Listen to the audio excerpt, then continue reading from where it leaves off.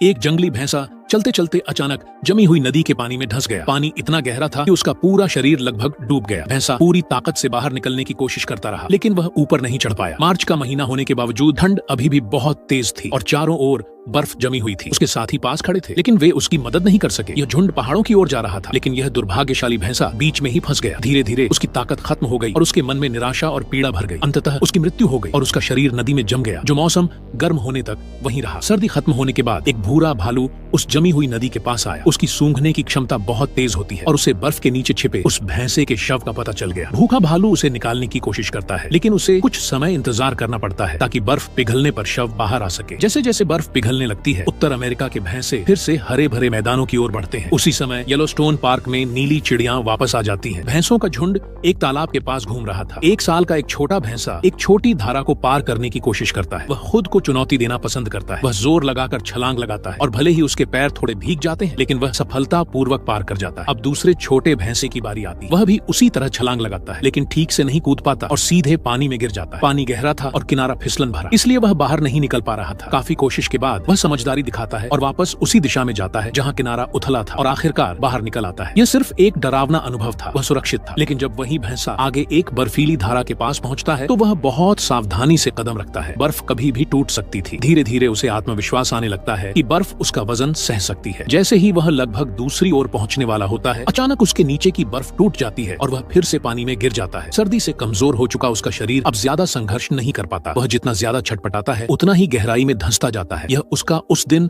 दूसरा संघर्ष था, लेकिन शायद आखिरी भी। वह कई घंटों तक कोशिश करता रहा, सूरज ढलने तक, लेकिन ठंडे पानी ने उसकी सारी ताकत खत्म कर दी। आखिरकार वह गिर गया और फिर कभी उठ नहीं पाया। कुछ दिनों बाद जब बर्फ पिघलने लगी, एक भूरा भालू फिर से वहां पहुंचा और उसे भैंसे का शव मिल गया। भोजन की गंध फैलते ही गिद्ध और भेड़िए भी वहां आ गए। भालू सबसे ताकतवर था, इसलिए वही पहले खाता है। उसके बाद ही अन्य जानवरों को मौका मिलता है। इस तरह उस भैंसे का बलिदान मांसाहारी जानवरों के लिए ऊर्जा का स्रोत बन गया।